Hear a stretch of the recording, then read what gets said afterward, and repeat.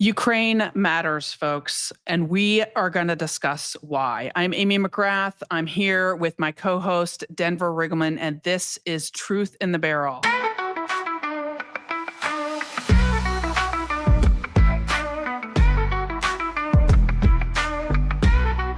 Denver, I'm super excited to have you here talking about this really important topic. But before we get into it, this episode is called the Devil's Cut episode. It's where we do a deep dive on one topic. And Devil's Cut itself is about whiskey and it's about bourbon. And can you tell us what that means?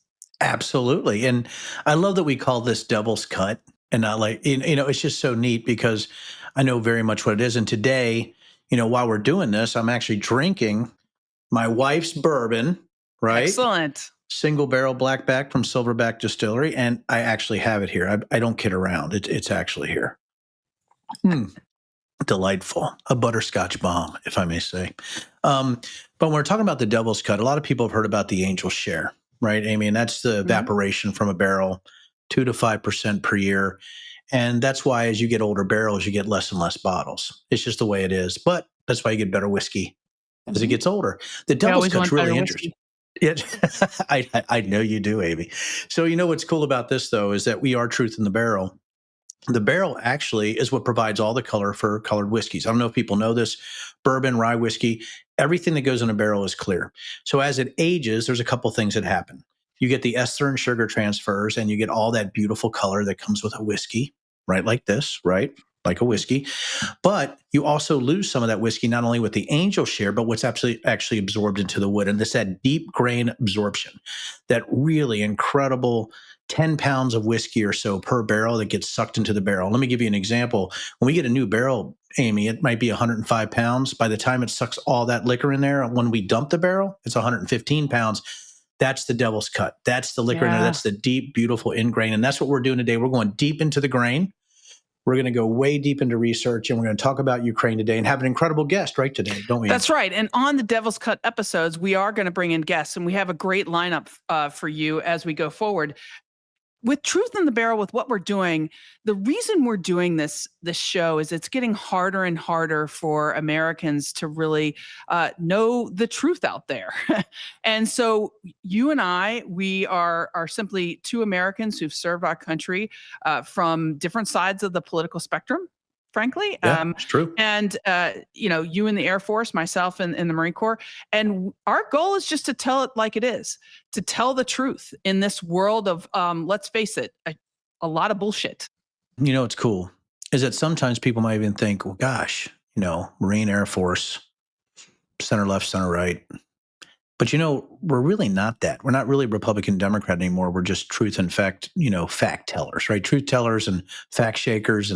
But sometimes we're going to disagree too. But there's one thing I don't think we really disagree on too much, and that's Ukraine. And I think that's why one of the things that I'm excited about is a topic that really strikes to the heart of it, because I was just in Ukraine, Amy, as you know, and I'm going back. And I know you definitely have some real deep thoughts and some real opinions about Ukraine right now. Yeah. And so we're going to get into it. But before we do, folks, we want to make sure you're following us on our social channels. We're on Instagram, TikTok, X, Blue Sky, and even Truth Social. Truth Social. I know. I love it. It's a very pragmatic social media channel.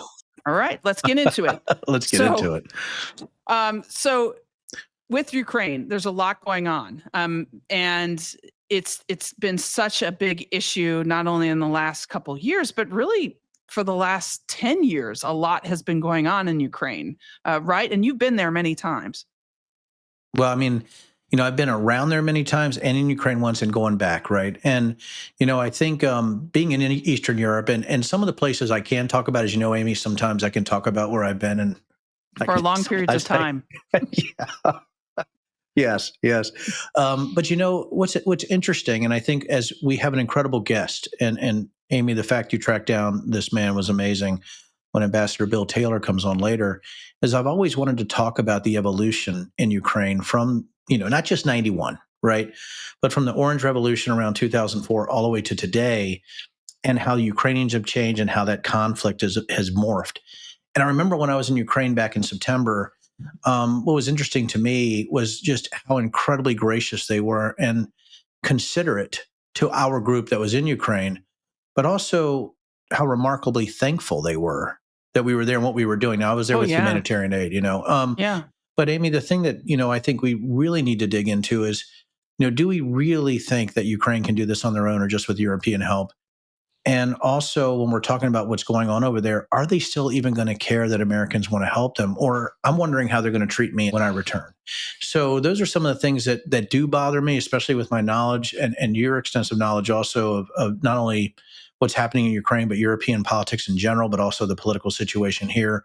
What happened in the White House with Zelensky, Vance, and Trump, that ridiculous meltdown that I think Vance instigated, but Trump then went crazy into conspiracy theories, and the fact and what's happening with our allies overseas and how they're seeing us. And Amy, that's some of the things I wanted to talk to you about is where you're at on how you think it's going right now over in Ukraine with our allies and what's happening in our political situation.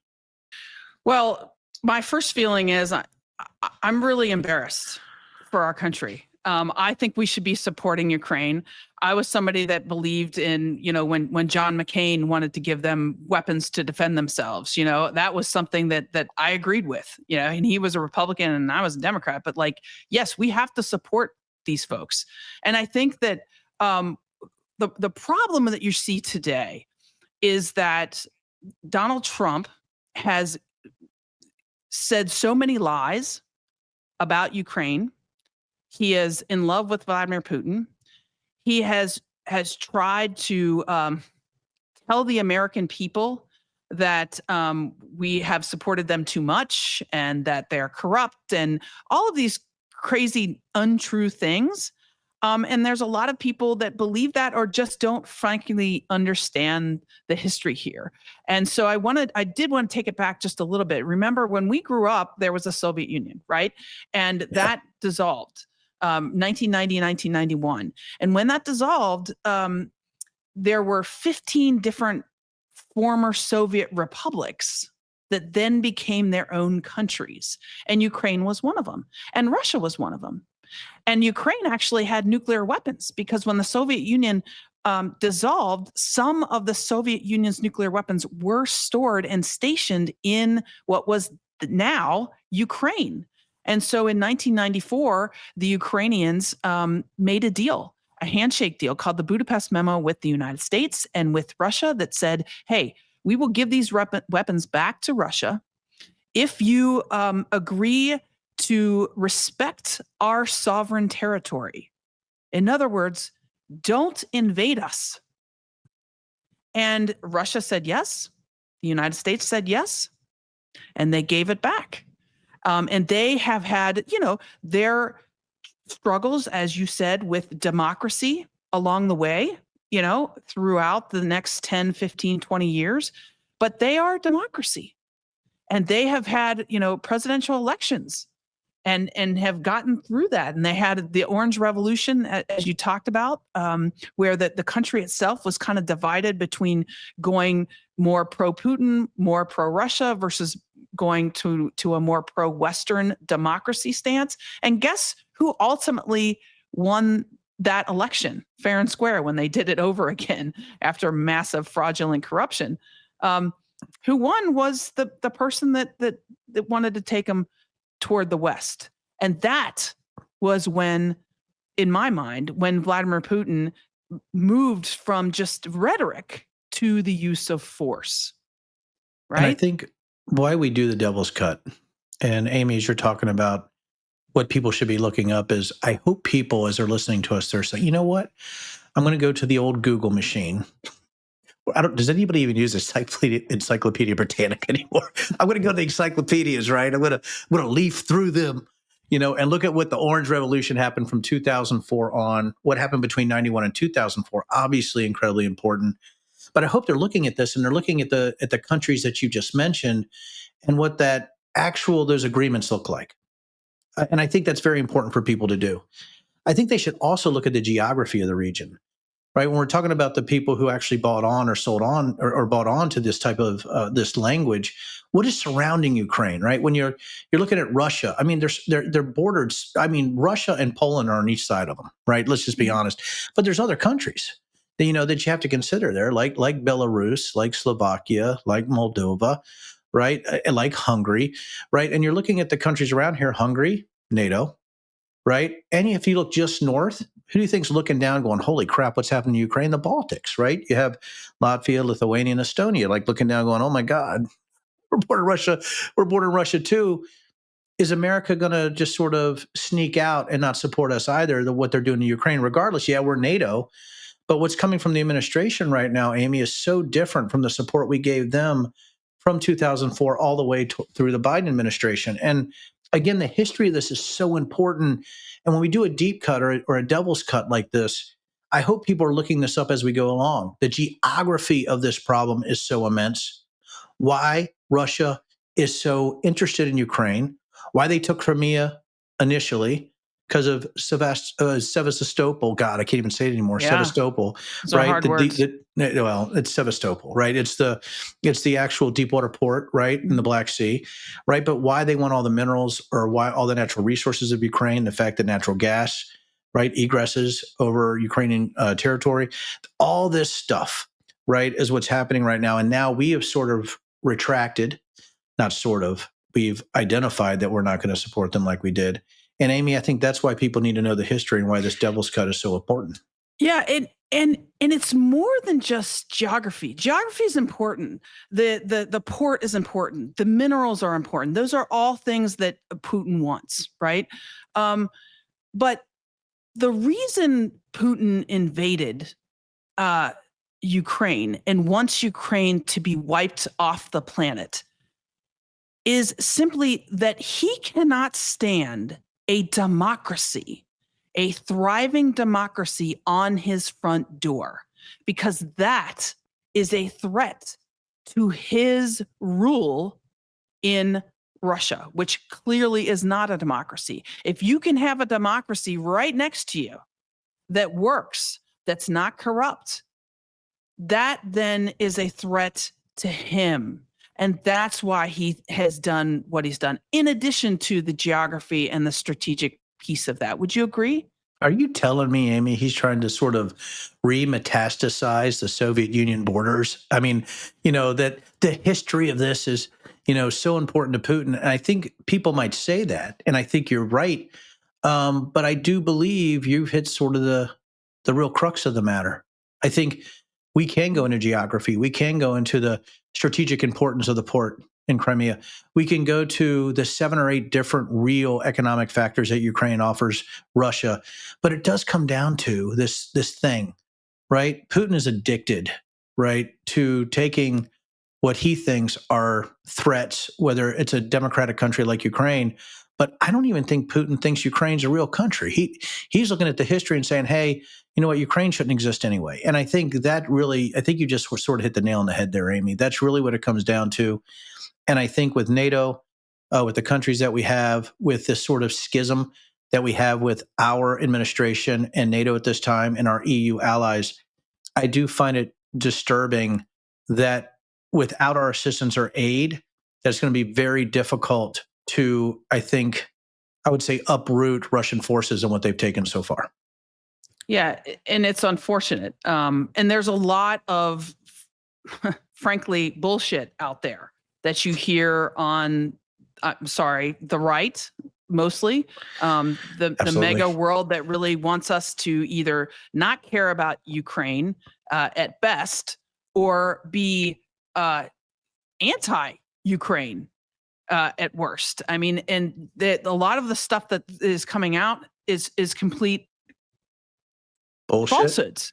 Yeah, bullshit. Yeah, I'll just say it. I'm not used to saying it on air.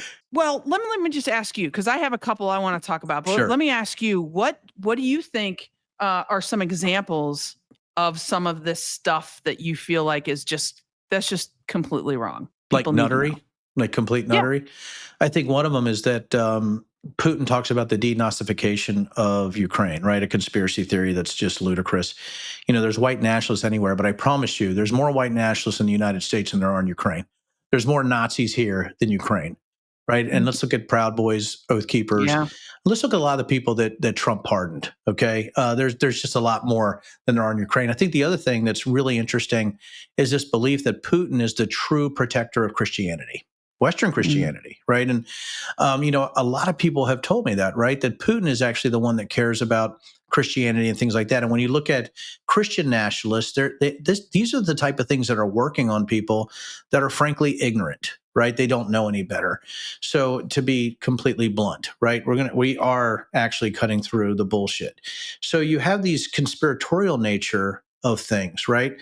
And the real thing, right? The JD Vance sort of push things that Ukraine and Trump, let's be honest, Trump, that Ukraine is actually aggressor in this whole conflict, right? So you have this sort of this three-legged stool of crazy that Ukraine is the aggressor. They're full of Nazis that we need to uproot, and somehow Putin is the Christian overlord that everybody's been looking for.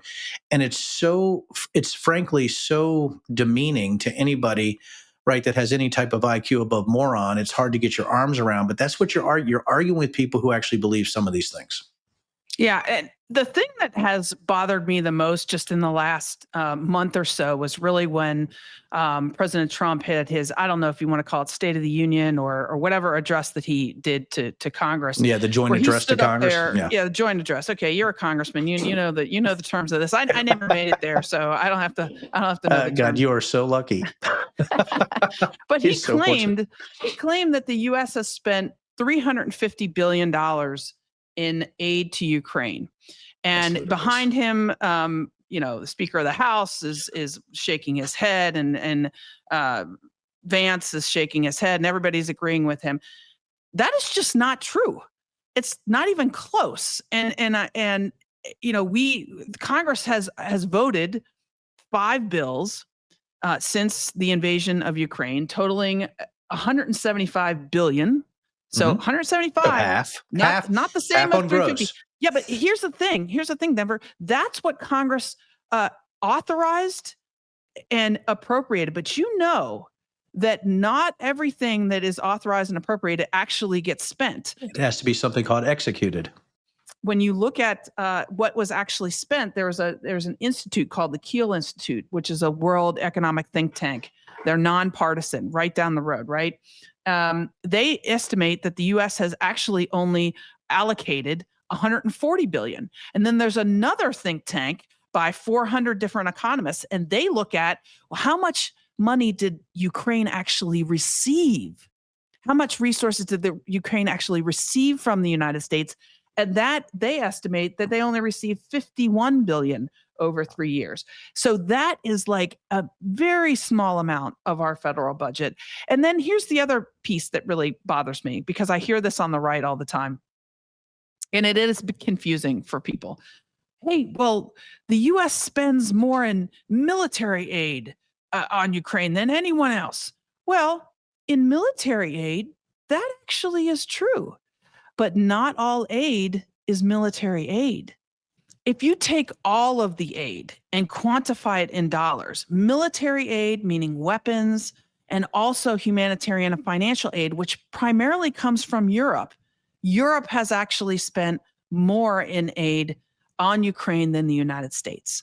And so this is where that gets confusing for people. This is where Trump can get away with some of his disinformation. But the fact of the matter is, Europe is also paying for Ukraine's defense as well in a big way. How dare you bring nuance and facts in the budget process into this conversation, Amy? I just, why aren't we, hyperbolically screaming right now about all of this instead of how incredible that you're doing? And as we go through this, right, and we're talking about all these issues, we don't want to steal all the thunder right now from our guest. Welcome our guest now, Ambassador Bill Taylor. Bill Taylor was the U.S. ambassador to Ukraine from 2006 to 2009 under 2 different presidents of different parties. He was in charge of our diplomacy to Ukraine. I'm not even going to say the name because it's really hard to pronounce. From June 2019 to 2020 under the first Trump administration. He's a West Point graduate, distinguished service in Vietnam, and just a tremendous, tremendous career in public service. So let's welcome our guest. And there he is, Ambassador Bill Taylor. Great to be with you today. Amy, thank you very much for having me, Congressman. Very good to see you. Good to see you, sir. Ambassador Taylor, I was looking at your bio. Incredibly impressive. You know, I was thinking about my time in public service, and you dwarf it. It's incredible. No. I was going to say too. Thanks for your service. You know, it's incredible. You have Marine, Air Force, and Army on here, so this is pretty neat. And Amy has some questions for you later that I'm also curious. I'm not going to take her thunder at all. I cannot wait for her to ask one of the questions about some of the things in your exploits in your military career. But, you know, as we get started and as people are looking at this, we had just been talking about Ukraine. And Ambassador, I have a question for you based on that long tenure, 2006 to 2009, right? You were the actual ambassador. I think 2019 to 2020, I don't know if in French it's the charge d'affaires. I can't pronounce it, so I don't even try. That works. Charge d'affaires, well, that's exactly right. Acting ambassador is easier to say. Oh, It's easier to say. I had to put that in my notes. Acting ambassador. Yeah. That's right, acting ambassador. From 2006 to 2020, you being in Ukraine. And by the way, the reason I'm so interested in this, Ambassador, I was just in Ukraine in September, and I'm heading back in a couple months. Were there any notable differences you saw in the way the Ukrainian government actually acted or interacted with us from 2006 than when you came back in 2019? And did you see any changes in the Ukrainian government itself? Or what were the changes that you noticed with that length of time, the 10 years between when you left in your first assignment and when you actually engaged in your second assignment? Congressman, it's a great, I love talking about this. It's a fascinating two snapshots, and more than snapshots. I mean, as you say, 3 years, 2006, 2009, before the invasion in 2014. And then 2019 to 2020, again, before the big invasion in 2022. Big differences. I was there last month for my 9th visit since the big war, and I will be there in May as well to stay in touch with them and try to get information to answer that kind of question that you just asked. 2006, 2009 was a time between two revolutions. There was the Orange Revolution in 2004, 2005, and I got there in 2006.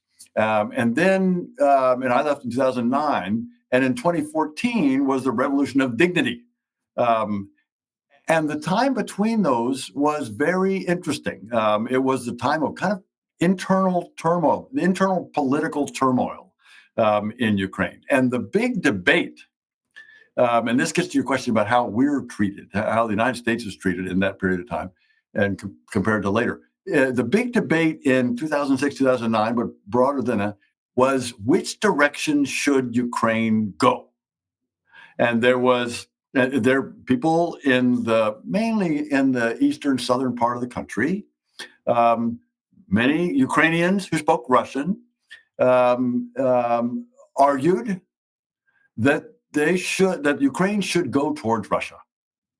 And people in that part of the country who had business relationships and family relationships, language relationships, argued that was the direction to go. Whereas the other part of the country, in the West, in the North Central, argued no.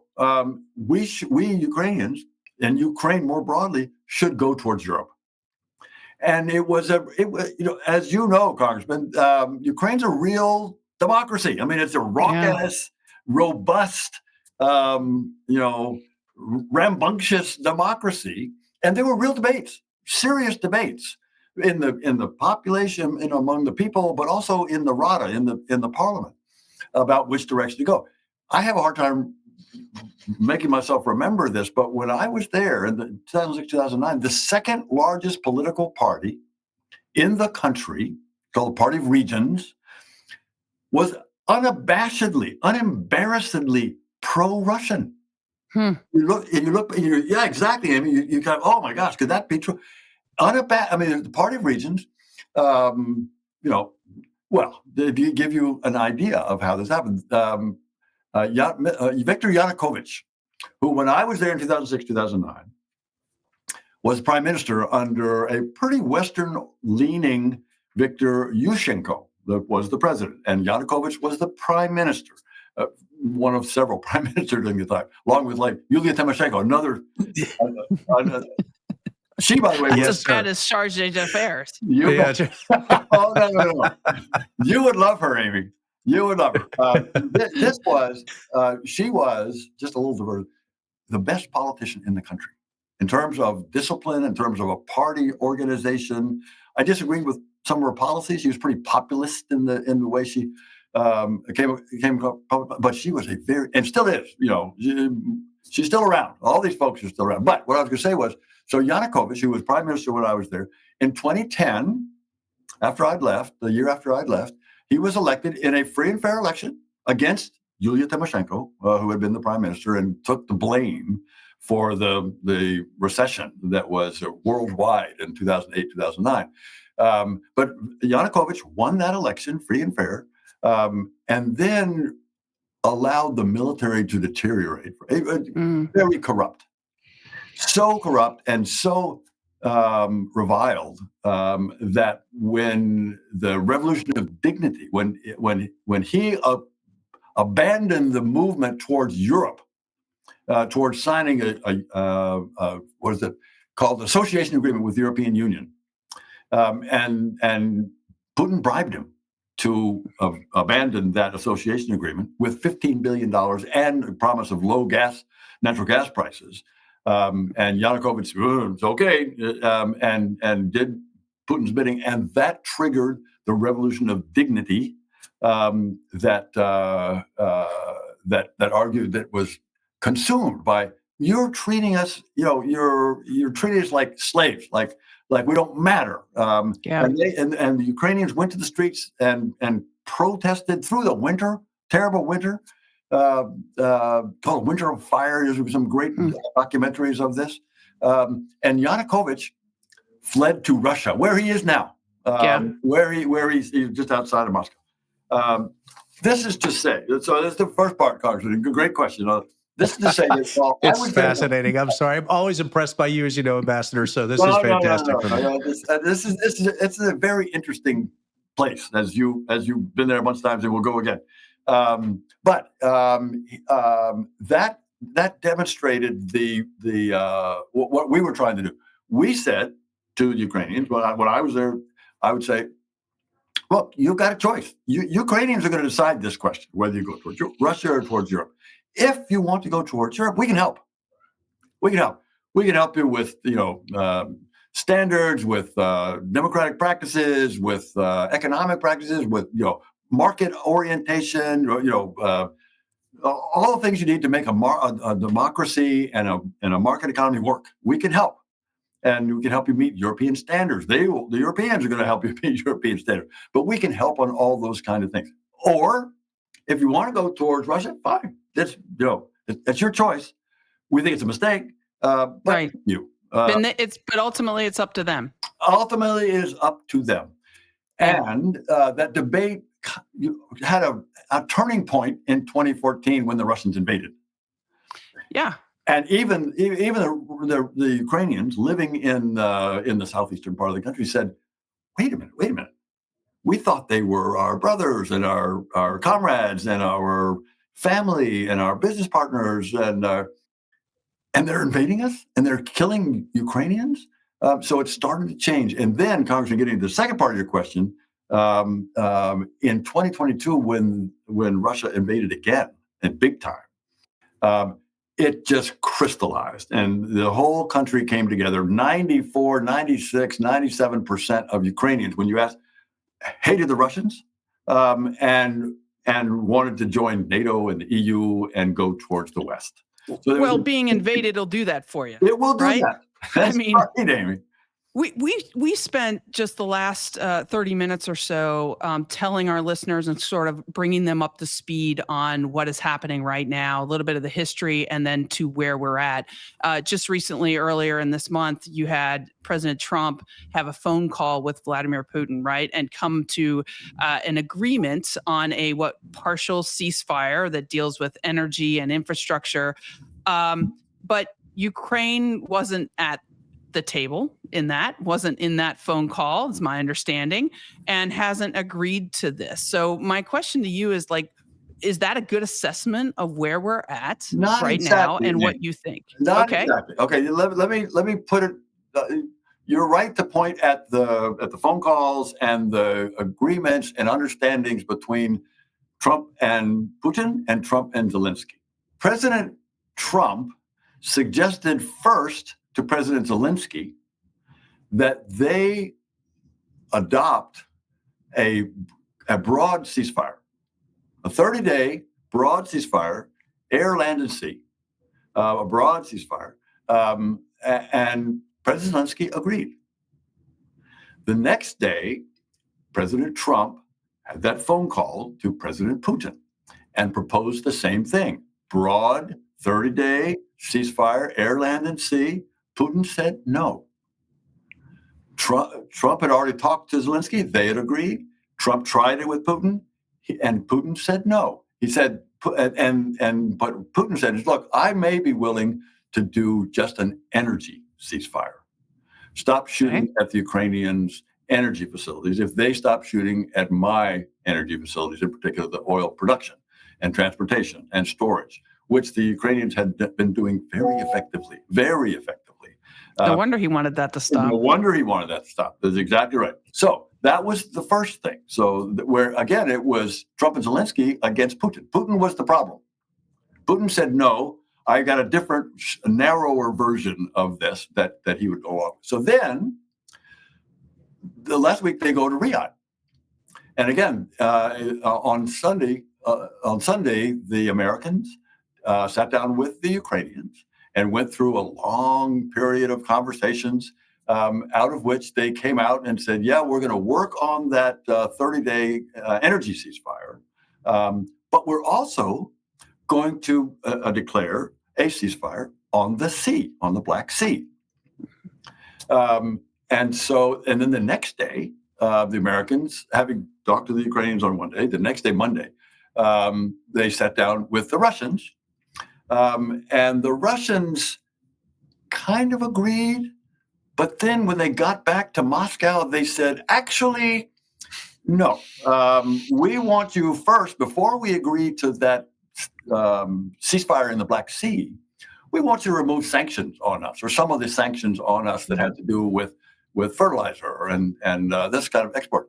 But the pattern, Amy, is the Americans and the Ukrainians, that is President Trump and President Zelensky, agree on one thing, take it to Putin, that Trump takes it to Putin. Zelensky doesn't deal with Putin. Right. Trump does. And Putin says no. And then he says, well, yes, but you need to take sanctions. That's the pattern. So the point is, it's Zelensky is on board.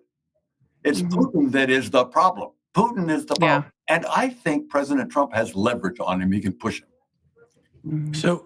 So Ambassador, when we're talking about Russia constantly switching the field, right? And that's their thing. And by the way, I'd like to get in touch with you because I think our time's going to overlap in Ukraine, and maybe we get coffee there if you're around. Let's do. Because those months sound exactly like what I'm going to be there, Ambassador. Excellent. So that's fantastic. So if they keep switching the field, my question to you is this: from 2014 to now, and with me. Listen, my background, I actually cut my teeth in Eastern Europe during Operation Allied Force. And I got a chance to deal with European intelligence agencies. That's all I'll say right now, Ambassador, right? Okay. And they kept switching the field on me based on monitoring our troops, right, that were there and on the Romanian border, things of that nature. Do you think, looking at 2014 in Crimea, which the Black Sea, which one time I want to sit and talk to you about the Black Sea and Crimea, right? I know probably another conversation. But 2014 annexing Crimea, they've taken about 20% of Ukraine now. Do you think they'd switch the field again and wait till the next administration? If we even come up with a brokered peace, so two-part question, and I think this is not an easy question at all, but I don't want to ask a 5-part question like I always want to ask you, right, Ambassador? So here's the two-part question. Number one, do you think that there's going to be a brokered peace with land actually going to Russia?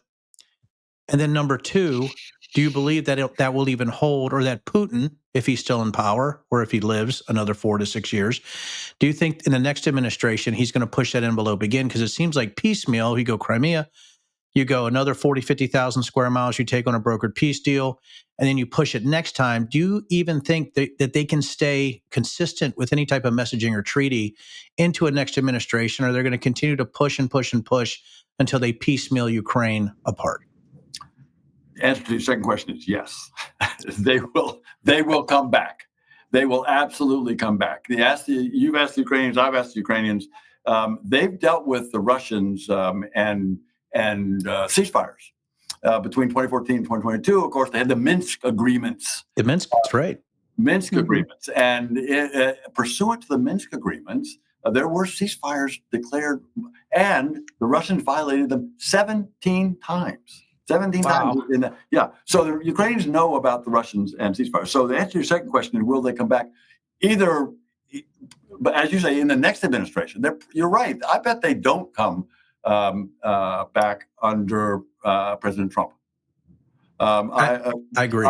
I would bet that, but there's nothing. But they'll be back. Putin has made it very clear what his goal is. His longtime goal, since at least 2008, maybe before, his longtime goal is to dominate or even eliminate Ukraine as a people, as a nation, as a sovereign nation. He said that. He's written that. He says there's no such thing as Ukraine. It's actually just a part of Russia, and so he can just take it back. So that the answer to your second part of your question is, at some point he will come back. There's absolutely no doubt. First question on this brokered peace, and you talked about land and will it go to Russia? So the Ukrainians will never give up legal claim to all of the 1991 borders of Ukraine. The 1991 borders, that was when Ukraine became independent, and it knows what those borders are. It includes Crimea and includes Donbass. So they will never give up legal claim to that. However, as you say, the Russians occupy 20% of the Ukrainian country. Right? Actually, it's about a little over 18%, but about 20%. And the Ukrainians have grudgingly, very difficult come to the conclusion that they're not going to be able to take that 18 to 20% that's it's been illegally occupied by the Russians back militarily.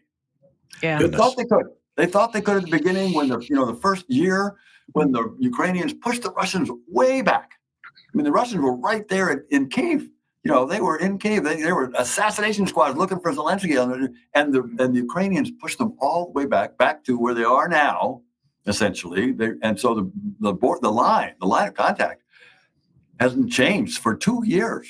I mean, they've been fighting for 3 years, and for the last 2 years, when you look at the maps of occupied territory, they're identical. They're 20% 2 years ago, 20% today. The Ukrainians thought at some point they'd be able to push them all the way out. But they've concluded now, sadly and grudgingly, they hate this guy, that they can't push the Russians out militarily. So they are going to look to try to get it back, because they'll never legally give up claim to it, get it back diplomatically. And they look to, West Germany, East Germany, and they say, East Germany was dominated by the Soviet Union, and no one ever recognized it. The Germans finally got it back there.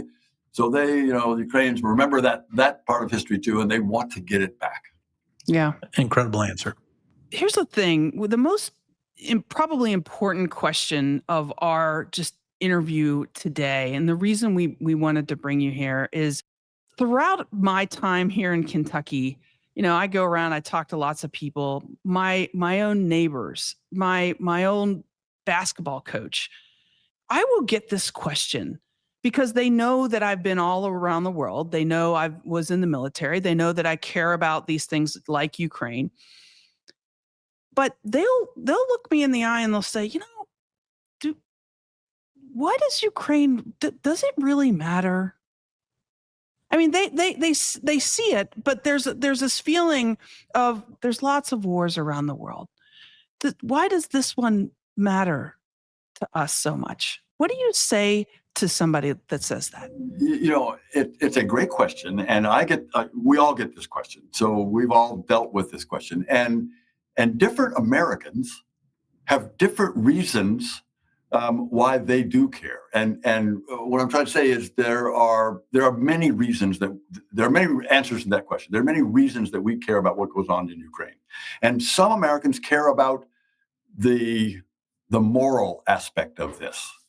Mm-hmm. And some Americans, the people that care about, are morally offended that the Russians have kidnapped 19,000 Ukrainian children and have taken them into Russia and put them in orphanages and put them in families and change the names, Ukrainian names, Ukrainian kids' names, and have trying to, again, obliterate the Ukrainianness by capturing children.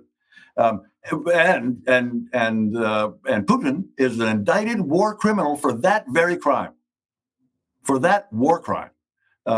Capturing children is a war crime, and he's been indicted by the International Criminal Court. So some Americans are just offended, outraged by them morally. I mean, how can that stand? Not to mention invading your neighbor and right. killing tens of thousands of Ukrainians, civilians, bombing hospitals, bombing maternity wards. Some Americans, are angry at that, or just offended by that, and that's one reason.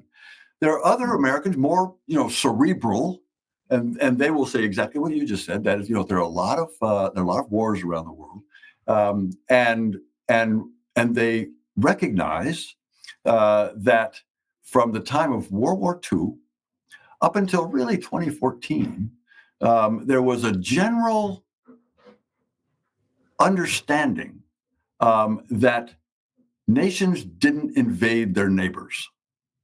But that relative peace among great powers, in particular in Europe, was not an accident. Right. It was the result of a lot of effort by Americans and Europeans and others to establish principles that and treaties and understandings and UN and these principles of sovereignty that every nation, big or small, is sovereign. The borders matter. You don't invade your neighbor. You don't invade your neighbor to grab territory. And that, by and large, held up until the Russians invaded Ukraine. There's a third answer to this question that I have conversations. We all have conversations with Americans on, and that is our security is affected by this directly. We have soldiers there in Europe now. We have soldiers under the NATO umbrella in Europe, in Eastern Europe, and the Ukrainians are the buffer or the defense against an aggressive Russia coming towards our soldiers. Right.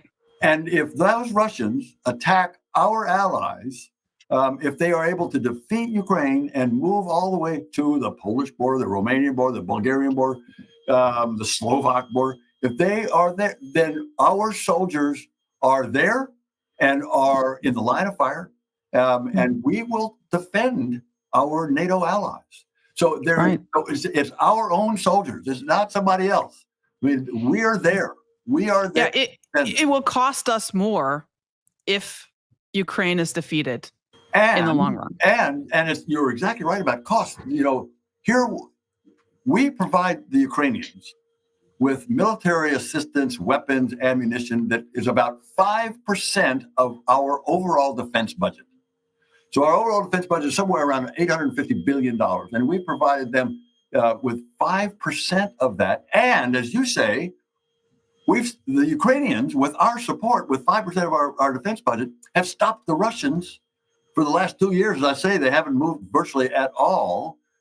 And there are no American soldiers on the ground there. Right. And the Russians have to call in the North Koreans. And the Russians have to call in the North Koreans. And the Ukrainians have eliminated half of the Russian ground forces. Half of the Russian. We've got two big enemies in this world: the Russians and the Chinese, and they're working together. And we have eliminated half of the ground forces in one of those two that are working together for 5% of our defense budget, and no American soldiers. It's astounding. It's a bargain. And, Ambassador, what's incredible about this, and I've had these questions too. Do you know what they asked me on the follow-up? I'm going to piggyback off Amy here. Here's what they say. Well, Europe can do it. And that's what I get this.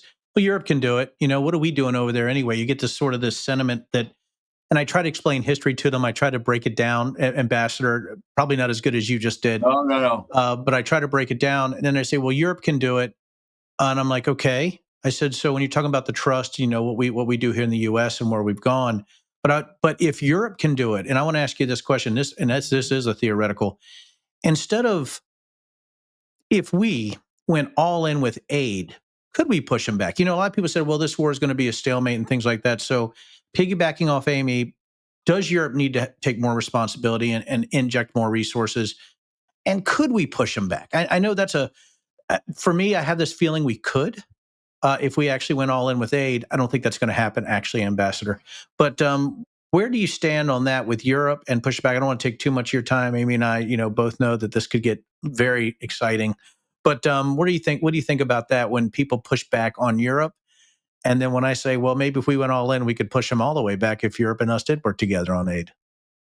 I would say on the first question about Europe, yes, the Europeans do need to increase their own capabilities to defend themselves. And it turns out that the Russian invasion of Ukraine has done that. Has been the shock to the Europeans, and they're starting seriously to do this. The shock of the invasion prompted two neutral nations, the Finns and the Swedes. So the Finns have been neutral for what, 2-3 generations. The Swedes for like 300 years. Of neutrality, and so they are joining NATO and bringing their significant military forces to bear there. The Germans have just said, okay, we're going to spend money that we don't have. We're going to change our constitution, and we're going to be able to borrow to spend $1 trillion on defense. So the Germans, the British and the French are actually today, as we speak, are convening defense officials from Europe, not from America. No Americans are in this meeting. Europe and the Canadians, by the way, they're also there. And they are putting together a force, what they call a deterrent force or reassurance force, that would deploy into Ukraine to enforce a ceasefire. So the short answer to that part of the question is yes, they do need to. They finally recognize it. They're taking steps to not only put money into it, but also to organize themselves in order to do that. And the other shock to the system was the realization that, maybe the Americans are not going to be there. Right. Yeah. Right. The Ukrainian force, by the way, is a very powerful force. With our support and with European support, we could push the Russians back. There's no doubt in my mind. Boy, I wish we would do that. I just wish we would do that. I was reading your bio, and I know we have to end because we've had too much of your time already. But in your time as ambassador, or the thing I can't pronounce, did you ever charge d'affaires? I think it's more like Pepe Le Pew.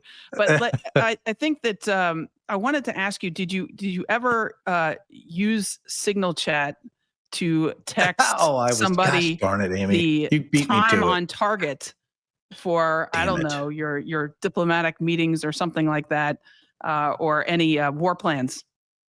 No time on target, no war plans. A lot of Signal Chats. I will. A lot of Signal Chats. Nothing classified. This is setting up meetings. In your time in service, have you ever seen something like that? It's incomprehensible. It really is. We're first of all, I think, Amy, when we were looking at your bio, and Ambassador, I know that I've heard you so many times, but I didn't know it was that impressive.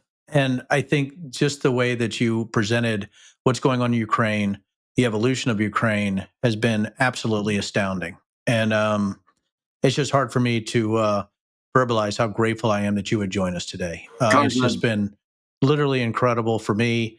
And I don't think we could have had a better first guest on the planet than Ambassador Taylor. And I just want to let you know that.